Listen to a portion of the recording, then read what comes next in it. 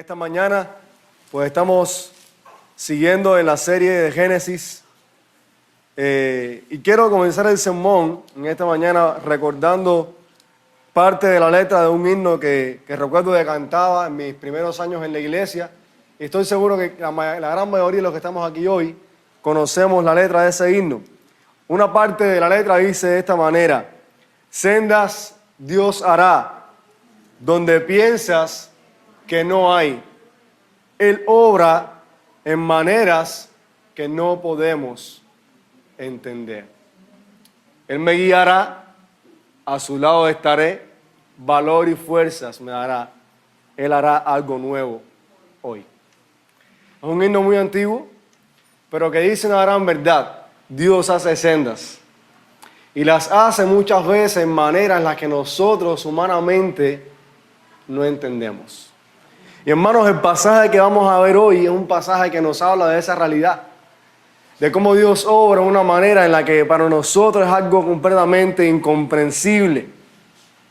Estaremos leyendo la palabra del Señor en Génesis capítulo 22, un pasaje muy conocido, una historia en la que Dios le pide a un padre que sacrifique a su hijo amado.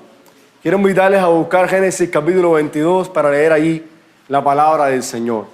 Dice así: aconteció después de estas cosas que probó Dios a Abraham y le dijo: Abraham, y él respondió: heme aquí. Y dijo: toma ahora tu hijo, tu único, Isaac, a quien amas, y vete a tierra de Moriah y ofrécelo allí en holocausto sobre uno de los montes que yo te diré. Y Abraham se levantó muy de mañana y albardó su asno y tomó consigo 2 siervos suyos y a Isaac su hijo y cortó leña para el holocausto, se levantó y fue al lugar que Dios le dijo. Al tercer día alzó Abraham sus ojos y vio el lugar de lejos. Entonces dijo Abraham a sus siervos: esperad aquí con el asno, y yo y el muchacho iremos hasta allá y adoraremos y volveremos a vosotros. Y tomó Abraham la leña del holocausto y la puso sobre Isaac su hijo, y él tomó en su mano el fuego y el cuchillo, y fueron ambos juntos. Entonces habló Isaac a Abraham su padre y dijo: Padre mío. Y él respondió: heme aquí, mi hijo. Y él dijo: he aquí el fuego y la leña, mas ¿dónde está el cordero para el holocausto? Y respondió Abraham: Dios se proveerá de cordero para el holocausto, hijo mío. E iban juntos. Y cuando llegaron al lugar que Dios le había dicho, edificó allí Abraham un altar y compuso la leña y ató a Isaac su hijo y lo puso en el altar sobre la leña, y extendió Abraham su mano y tomó el cuchillo para degollar a su hijo. Entonces el ángel de Jehová le dio voces diciendo desde el cielo: Abraham, Abraham. Y él respondió: heme aquí.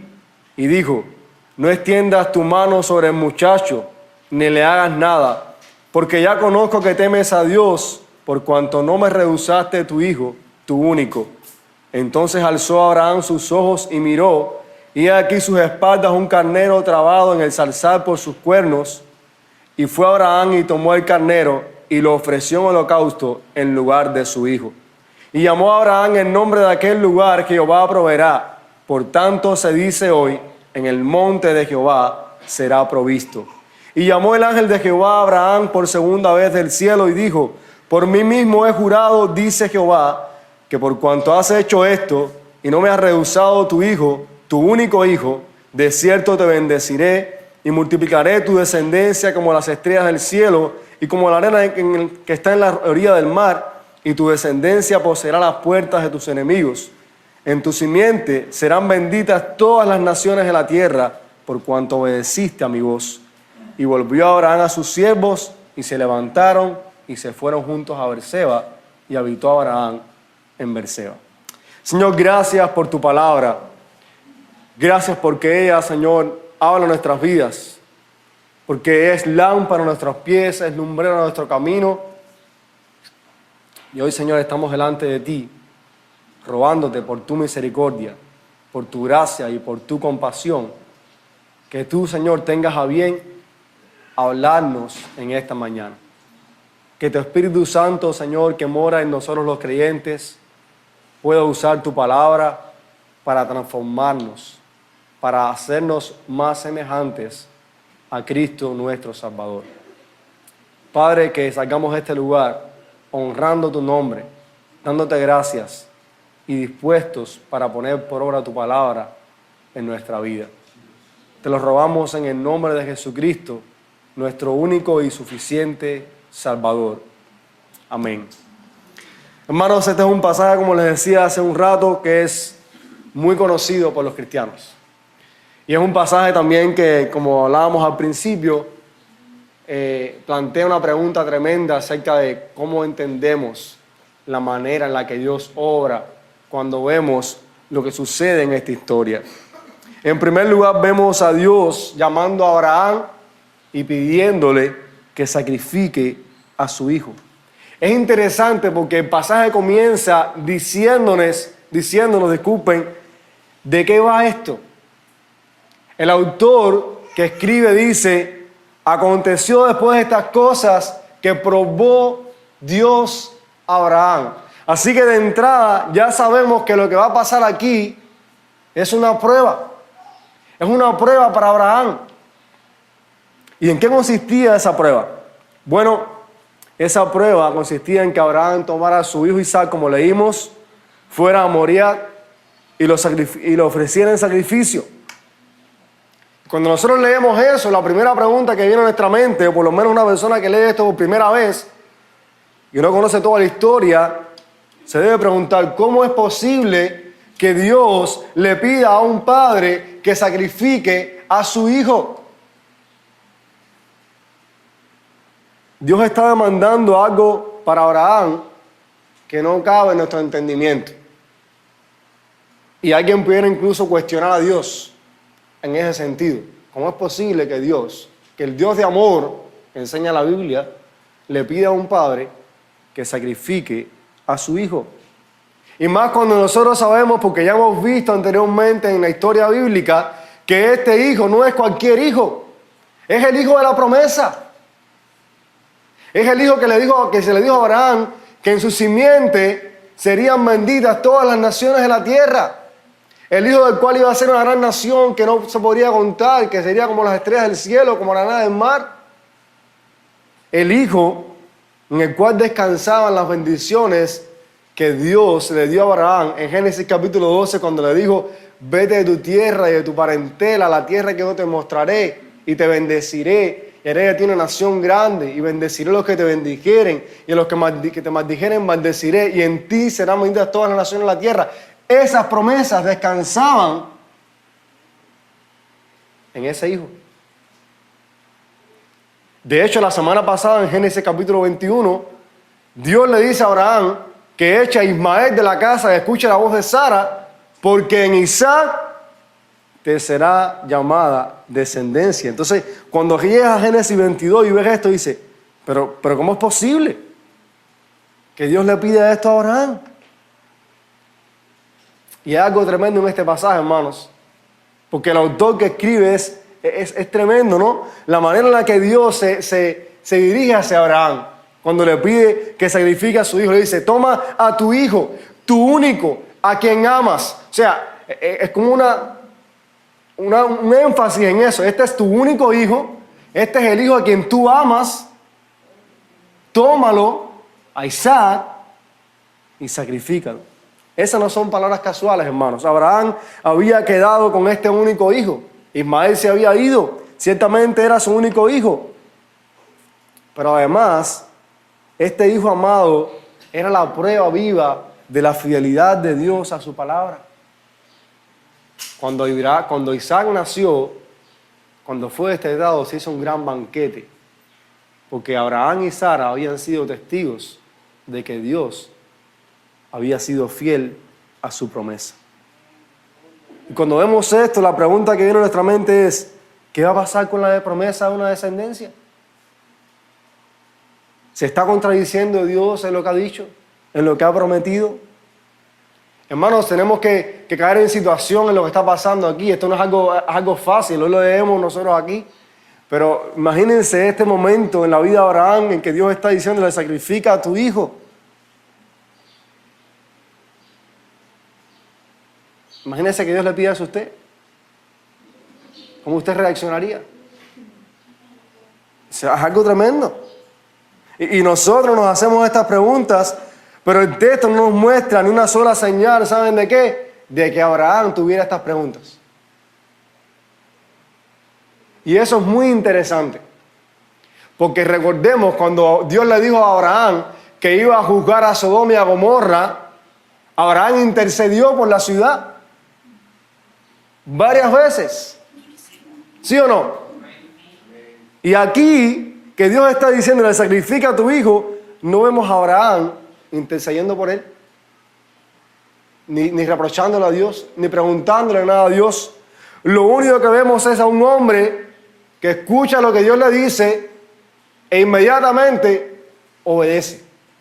Porque el pasaje lo dice que Abraham se levantó de la mañana, cortó leña, buscó el fuego, preparó todas las cosas y salió para el lugar que Dios le había dicho.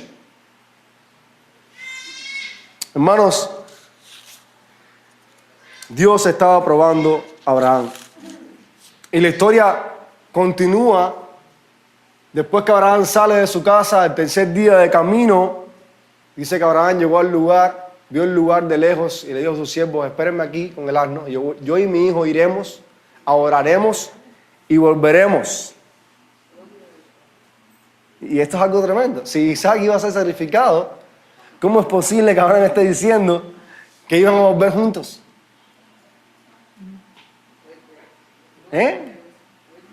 ¿Acaso está mintiendo Abraham a sus siervos para que quizás sus siervos no evitaran lo que él iba a hacer? Para nada, hermanos. Porque como veremos más adelante, Abraham tenía toda la certeza de que en verdad regresaría con su hijo, aun cuando lo sacrificara. Y lo vamos a ver después, en el sermón. Cuando él y Isaac se dirigieron al monte a hacer el sacrificio, por supuesto, a Isaac enseguida le vino una pregunta que es completamente lógica. Padre, tenemos la leña, tenemos el fuego, ¿dónde está el cordero para el sacrificio? Isaac conocía que hacía falta el cordero. Era el elemento fundamental a la hora de hacer un holocausto, de hacer un sacrificio. Un autor que comenta sobre esto, Ken Hughes, dice lo siguiente: para un antiguo habitante del Medio Oriente, esta ofrenda quemada sugería un proceso que involucraba un cordero.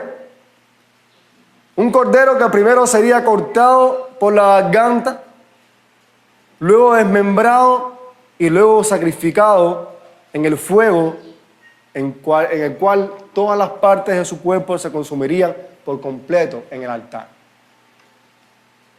Por tanto, la pregunta de Isaac es completamente lógica. ¿Dónde está el cordero para el holocausto? Pero lo que responde Abraham, hermanos, es aún más sorprendente. Y es la primera vez de 3 veces en el pasaje que se repite esta palabra proveerá o provisión. Abraham dice, Dios se proveerá de un cordero para el holocausto. Y en esa declaración de Abraham, eso es una declaración, hermanos, de confianza, es una declaración de esperanza, es una declaración de completo entrega al Dios en quien Abraham creía. Pero además de eso, la frase Dios se proveerá del cordero para el holocausto era de alguna manera o en algún sentido una frase profética de Abraham, como veremos más adelante. Abraham estaba dependiendo del Señor ante una situación que escapaba de sus manos. Y a continuación, vemos que en realidad Dios se proveyó un cordero para el holocausto. Abraham, hermanos, estaba convencido de que la provisión de Dios sería segura. Y por eso tenemos el clima de esta historia cuando Abraham llega a este monte, prepara todo para el sacrificio, hace el altar, acomoda la leña, amarra a su hijo de manos y pies, estira su mano, toma el cuchillo, lo levanta y cuando está listo para degollar a su hijo y sacrificarlo, Dios interviene. El ángel de Jehová llama a Abraham desde el cielo. Intercede en esa historia. Imagínense por un momento aquella escena. ¿Dios probaría realmente el sacrificio humano? Por supuesto que no. Dios mismo había dado instrucciones a Noé anteriormente del valor de la vida. Y recuerden, hermanos, que el narrador de esta historia al principio nos dijo que esta era una prueba para Abraham. Y lo que ocurre es asombroso. Dios interviene. Qué maravilloso, hermano. Sobre todo cuando nosotros miramos toda la historia de Génesis y miramos hacia atrás, cómo Dios una y otra vez está interviniendo en la historia para llevar a cabo sus propósitos. Lo vimos la semana pasada, interviniendo para salvar a Sara de que no fuera tomada por otro hombre, interviniendo para que Isaac fuera realmente el que fuera la descendencia de Abraham. Dios está interviniendo en la historia. De aquí no es diferente. El ángel de Jehová llama a Abraham desde el cielo y le dice: Abraham, Abraham, no extiendas tu mano sobre el muchacho ni le hagas daño, porque yo conozco que temes a Dios, por cuanto no me rehusaste a tu hijo, tu único. O sea, por segunda vez en el pasaje se repite esa idea: tu hijo, tu único. Hermanos, Dios había probado a Abraham y Abraham había pasado la prueba. Isaac no sufriría ningún daño. Y las palabras de Dios dieron testimonio seguro de que el patriarca en verdad temía al Señor. Dios dice: por cuanto no me rehusaste tu hijo, tu único. Hermanos, Isaac, el hijo de la promesa, había sido entregado por Abraham a Dios, aún sin ser sacrificado. ¿Usted puede entender eso? O sea, no hizo falta que Abraham sacrificara a su hijo porque ya Abraham lo había entregado. Ya Abraham se lo había dado al Señor. Dios dice: no me rehusaste a tu hijo. El temor por el Señor que tenía Abraham lo había llevado completamente a abandonarse en las manos de Dios, incluso un abandono que involucraba la renuncia de su único hijo. El hijo a quien amaba, el hijo de la promesa. Y es tremendo lo que ocurre, porque Abraham levanta su vista. Primero había levantado su vista y había visto un monte para el sacrificio.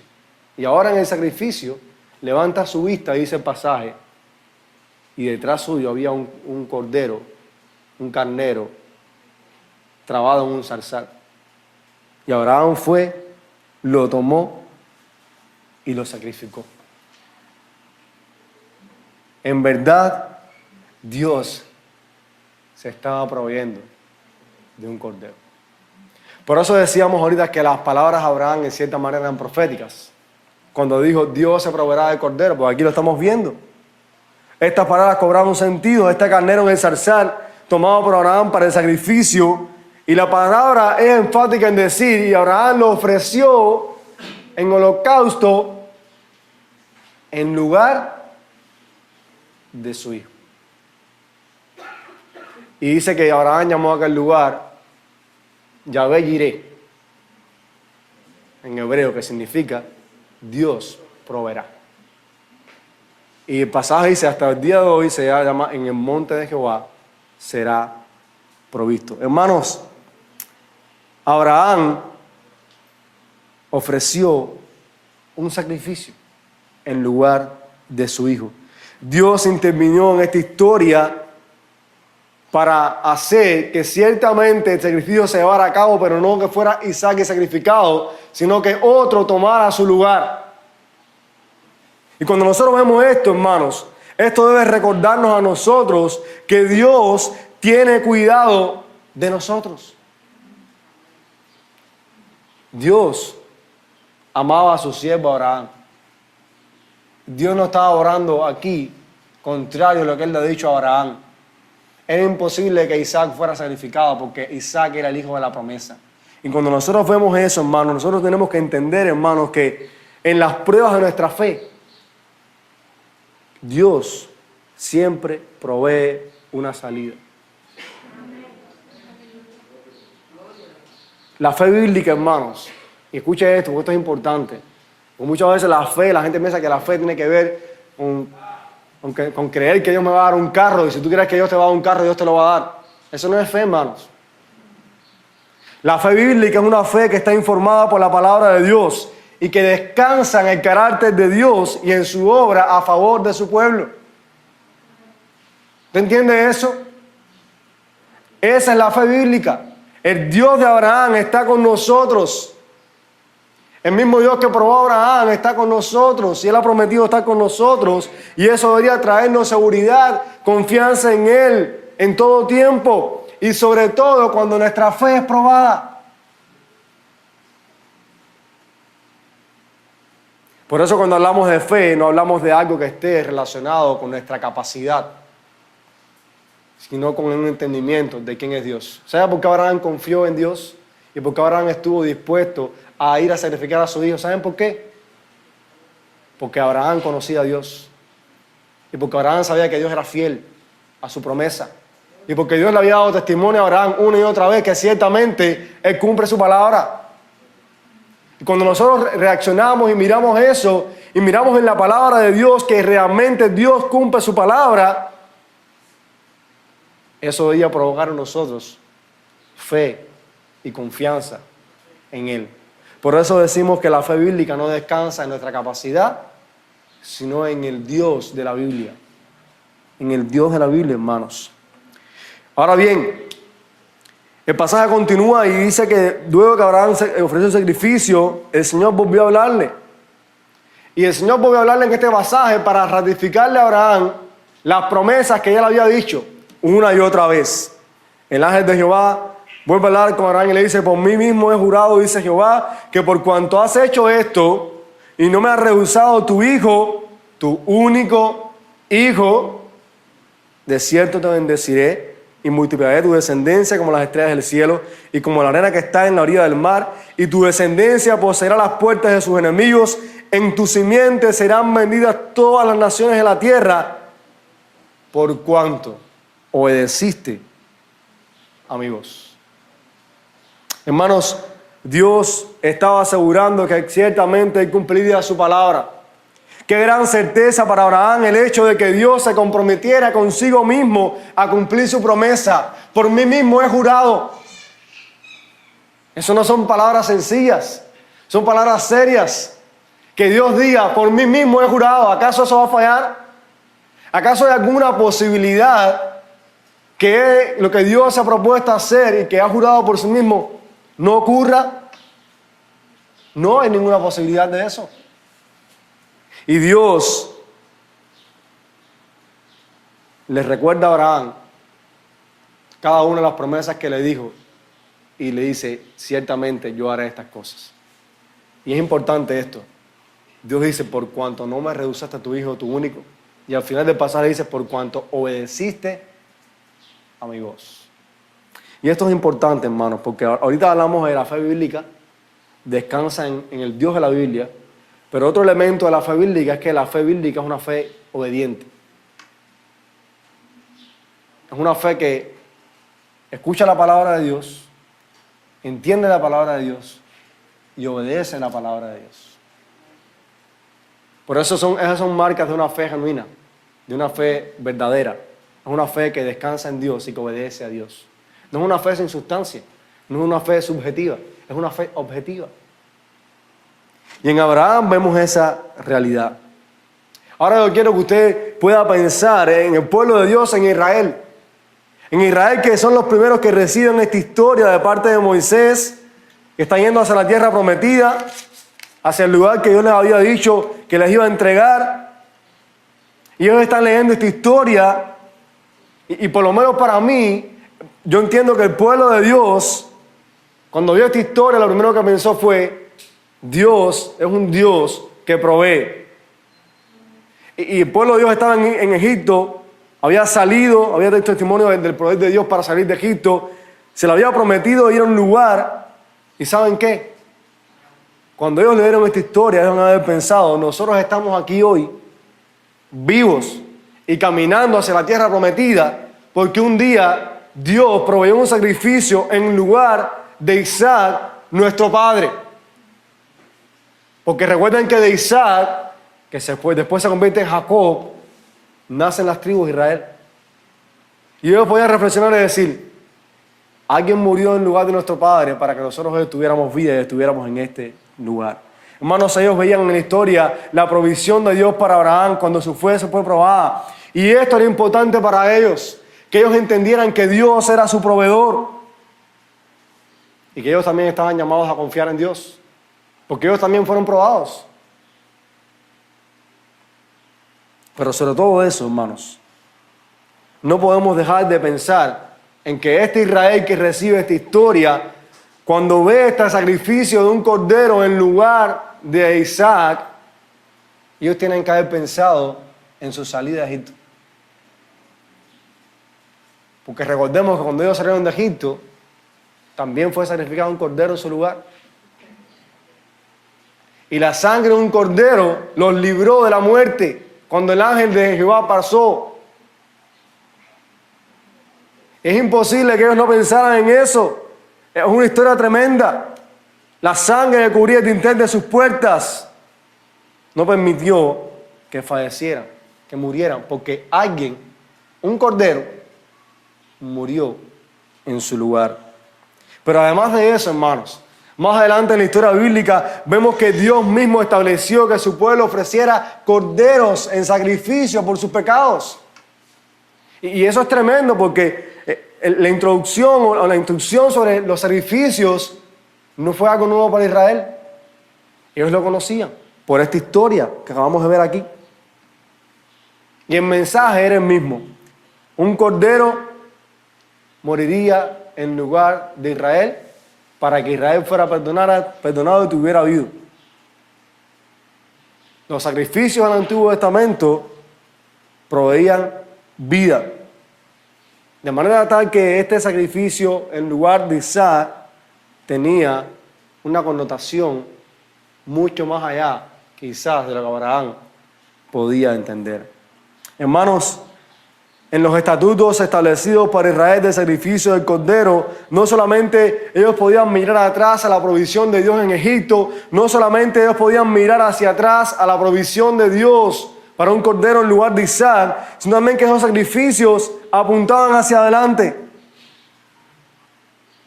Dios se comprometió consigo mismo en que cumpliría sus promesas a Abraham. Y Dios hizo eso cuando el Padre Celestial ofreció a su Hijo, su único Hijo, a quien amaba en lugar de su pueblo. Hermanos, cuando Juan el Bautista ve a Jesús venir, ¿qué es lo que dice? He aquí el Cordero de Dios que quita el pecado del mundo. Pero Jesús mismo, hablando a sus discípulos, dice lo siguiente, que Él vino a este mundo no para servir, no para ser servido, sino para servir. ¿Y para qué?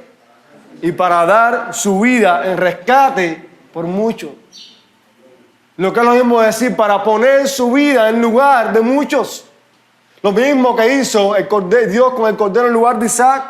El apóstol Pedro escribe en su primera carta a los creyentes y los anima y les dice que ellos habían sido rescatados con la sangre preciosa de Cristo, como de un cordero sin mancha y sin contaminación, ya destinado desde antes de la fundación del mundo.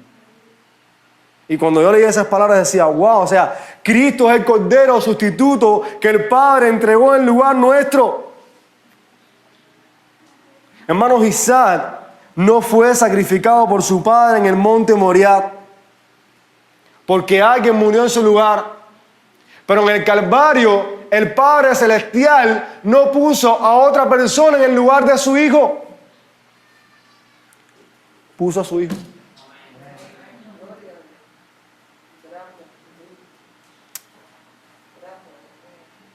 El cordero, el carnero que estaba atrapado en la zarza, y que fue ofrecido en holocausto por Abraham, era una figura del Cordero de Dios. Del Cordero de Dios que había sido dispuesto antes de la fundación del mundo para ser dado, entregado en provisión en lugar de nosotros. De manera que cuando nosotros pensamos en la cruz del Calvario, en el Cordero de Dios siendo crucificado en la cruz del Calvario, tenemos que mirar hacia detrás y decir, este Cordero que fue sacrificado en lugar de Isaac, no solamente apuntaba hacia adelante a Cristo como Cordero entregado, sino que estaba también relacionado con la eternidad pasada. Por eso no es algo nuevo los sacrificios del Antiguo Testamento, porque ellos solamente, como dice el autor de Hebreos, eran sombras. Sombras de lo que había de venir. El tabernáculo, todo ello. Hay un tabernáculo celestial que nosotros no entendemos cómo funciona, pero es un tabernáculo celestial donde el Padre sacrificó a su Hijo. Aquel día, hermanos, aquel día cuando Dios le ratificó a Abraham sus promesas, diciéndole que le daría una tierra, una bendición, y que en él serían benditas todas las naciones de la tierra, jurando por sí mismo. Ese día Dios estaba hablando de la salvación que él traería por medio de Cristo para todas las naciones de la tierra.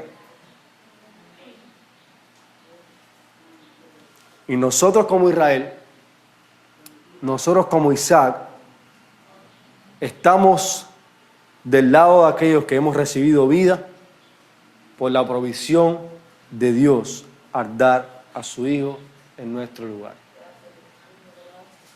Por eso, hermanos, esta frase en hebreo, Yahvé Yireh,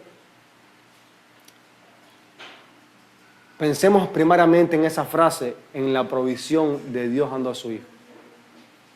Porque muchas veces Yahvé Yireh lo entendemos en términos de provisiones materiales, de provisiones para este mundo. Y ciertamente Dios nos provee para este mundo. Pero Yahvé Yireh tiene una implicación primaria que debe remontarnos a la cruz del Calvario. Dios provee. En el monte de Jehová será provisto. En el monte del Calvario Dios ha provisto un sacrificio para que tengamos vida. Un sacrificio en nuestro lugar. El autor de Hebreos, hablando de esta historia, toma a Abraham, hermanos, para ilustrarnos la clase de fe que Dios demanda de nosotros.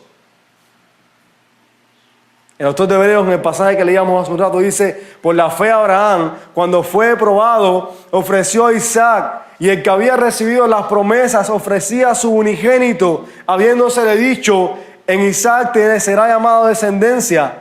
Y escucha lo que dice el autor de Hebreos de Abraham, pensando que Dios es poderoso para levantar aún de entre los muertos, de donde en sentido figurado también le volvió a recibir.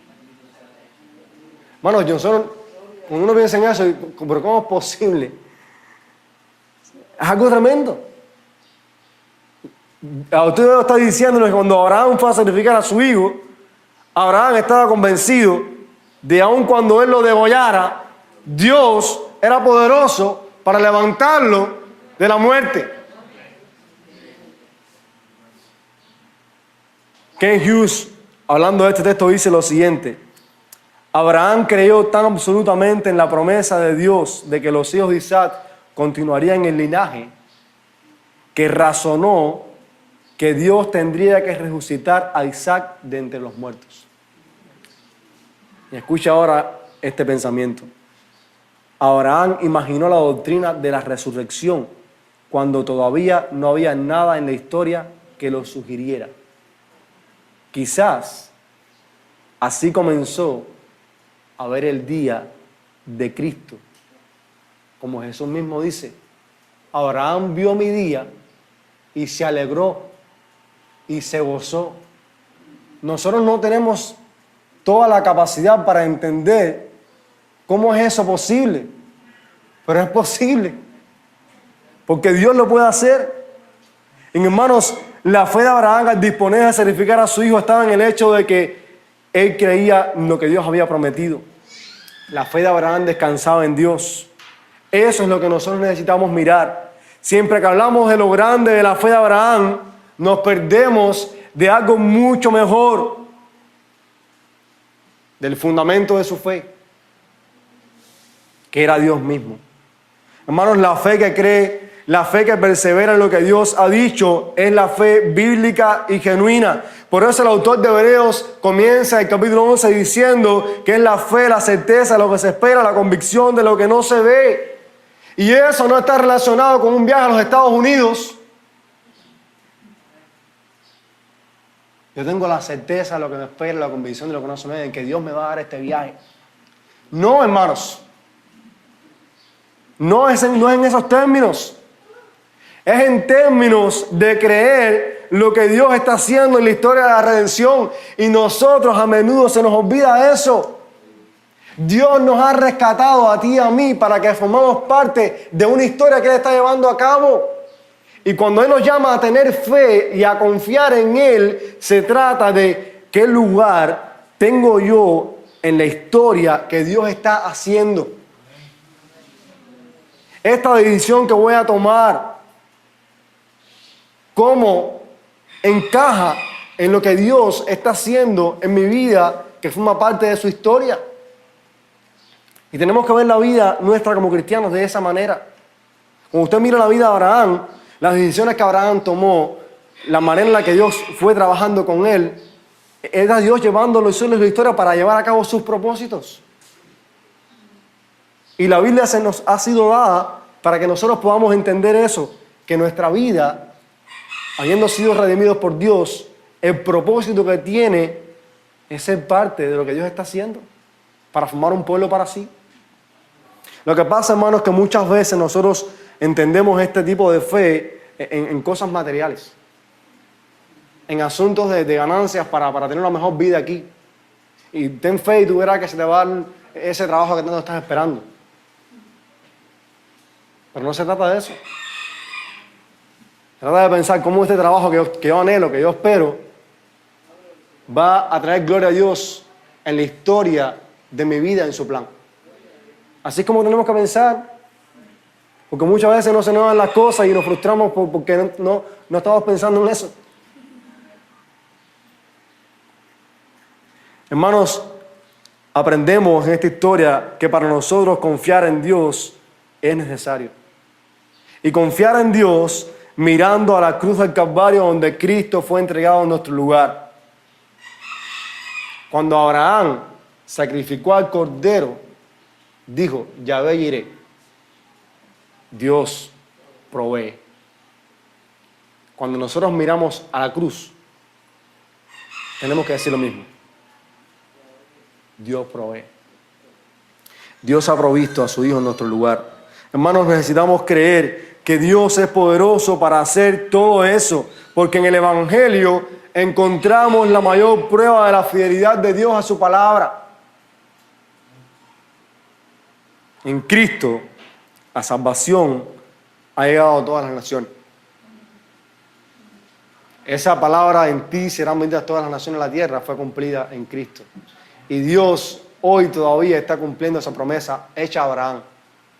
Dios hoy todavía sigue amando personas de todas las naciones para bendecirles en Cristo Jesús.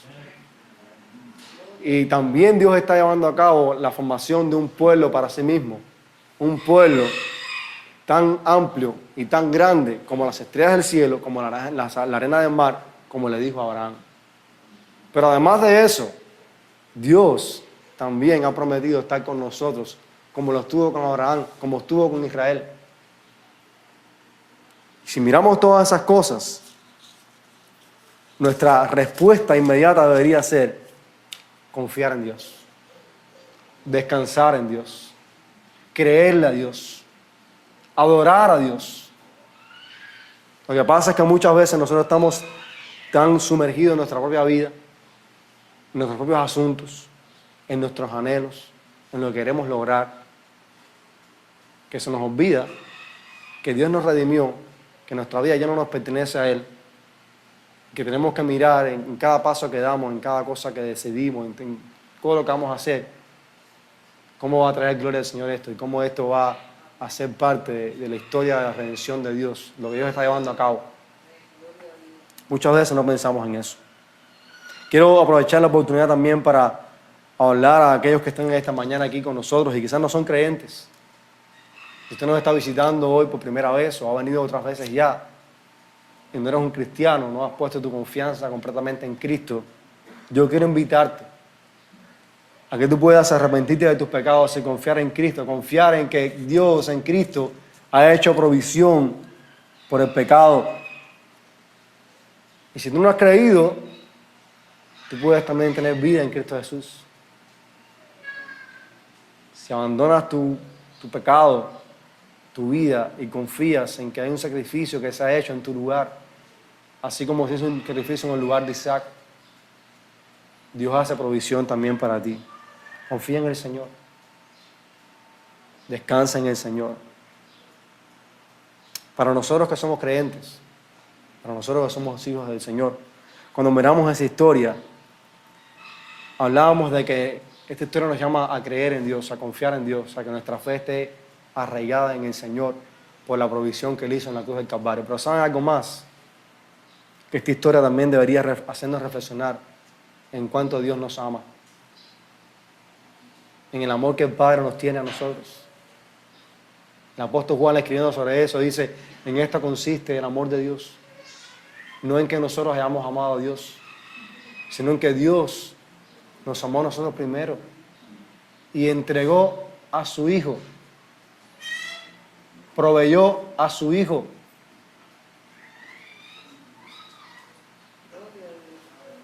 Hermanos, nosotros creemos en que somos pecadores, nosotros creemos en que no merecemos nada del Señor, nosotros creemos que ciertamente merecemos el juicio de Dios. Y voy a decir esto, y es importante: esas verdades no deberían nunca hacernos olvidar cuánto Dios nos ama. Porque muchas veces somos tan enfáticos en decir: yo lo que merezco es que Dios me juzgue, yo lo que merezco es que irme para el infierno, yo lo que merezco es que Dios no me perdone. Y eso es verdad. Pero Dios te ha perdonado. Dios ha tenido misericordia de ti. Y en verdad Dios nos ama. Y nosotros deberíamos, como cristianos, poder mirar a la cruz, a este sacrificio que se hizo en nuestro lugar y decir: Señor, gracias, tú me amas. Tú eres un Padre que me amas. Tú eres un Padre que ha hecho provisión por mí. Porque eso nos ayuda en nuestras pruebas, en nuestra incredulidad, en nuestra falta de fe, en nuestras circunstancias difíciles en nuestra vida, a mirar a la cruz y decir: en verdad Dios me ama. En verdad Dios está conmigo. Ser amados por Él es algo maravilloso. Mirar a la cruz y encontrar el amor de Dios es algo maravilloso. Por tanto, disfrutemos de ese amor que el Señor nos ha mostrado en Cristo Jesús. Quiero terminar en esta mañana volviendo al principio, a la letra de la canción que les decía al principio, que ya veo que todos la conocen. Y podemos decir, ¿verdad? Cuando vemos esta historia, podemos reflexionar y decir: ciertamente Dios obra en maneras que nosotros no podemos entender. Y ciertamente Él nos guía. Y Dios hace eso en virtud, no de nuestras fuerzas, no de lo que nosotros podamos alcanzar. Dios hace eso en virtud de lo que Él ha dicho en su palabra. Y nosotros necesitamos confiar en Él. Hermanos, la cruz es un lugar difícil para el entendimiento humano. Cuando las personas que no creen en el Señor miran a la cruz, es un lugar difícil. Para los judíos, dice Pablo, que fue tropiezo. ¿Cómo es posible eso? ¿Cómo es posible que Dios entregue a su Hijo en lugar de los pecadores? Pero ¿saben qué? Eso es lo que Dios ha hecho. Dios entregó a su Hijo en nuestro lugar. Por eso, hermanos, la exhortación que quiero dejarles en esta mañana, y que se resume de alguna manera en la exhortación de este pasaje, es la siguiente: creamos en Dios. Creamos en Dios, que nos ha provisto un cordero sustituto para que tengamos vida por Él. Esa es la situación. Creámosle a Dios. Creamos en el Señor. Creamos en el Señor, en que Él ha provisto un cordero sustituto para que tengamos vida por Él. Amén. Vamos a orar. Señor, gracias en esta mañana por tu palabra. Gracias, Señor, porque tú nos hablas por medio de ella. Gracias porque cuando leemos Génesis capítulo 22 no podemos hacerlo sin meditar y reflexionar en que tú, Padre, entregaste a tu Hijo, a tu único, a quien amas, en nuestro lugar. En virtud de eso, Señor, ayúdanos a confiar en ti, en tu provisión, a descansar en tu palabra, a confiar en lo que tú dices, Señor, se cumplirá. Que no hay nada que pueda estorbar tus planes. Ayúdanos a nosotros a meditar y a reflexionar en cómo nuestras vidas forman parte de ese plan. A cómo nuestras vidas, Señor, pueden traer gloria a tu nombre en la obra que tú estás haciendo, Señor, por medio de Cristo en este mundo. Líbranos de la incredulidad, Señor. Líbranos de aferrarnos y confiar en cosas materiales, en cosas de este mundo que son perecederas. Líbranos de eso, Señor. Ayúdanos a estar dispuestos a descansar y confiar en tu provisión. Que podamos decir como Abraham, en el monte del Señor ha sido provisto un cordero en nuestro lugar. Gracias por tu amor, gracias por tu fidelidad. Gracias, Señor, porque sin merecerlo, tú nos amas. Tú nos amas, Señor. Te damos gracias y te alabamos, Señor, y te bendecimos. En el nombre de Jesucristo. Amén.